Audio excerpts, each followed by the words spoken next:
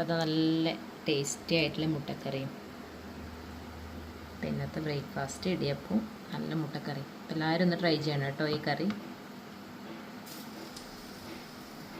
അപ്പോൾ നമുക്ക് ഇടിയപ്പം പെട്ടെന്ന് റെഡിയാക്കാം.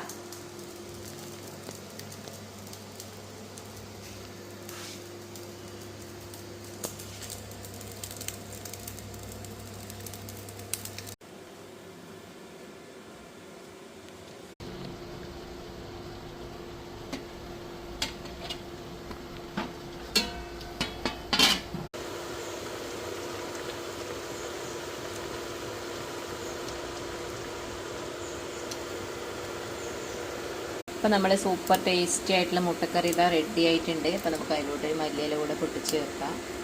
അപ്പോൾ എല്ലാവരും ഇതൊന്ന് ട്രൈ ചെയ്ത് നോക്കണേ. നമുക്കിത് ഇടിയപ്പം, അപ്പം എല്ലാത്തിൻ്റെ കൂടെയും കഴിക്കാം. നല്ല ടേസ്റ്റി ആയിട്ടുള്ളതാണ്.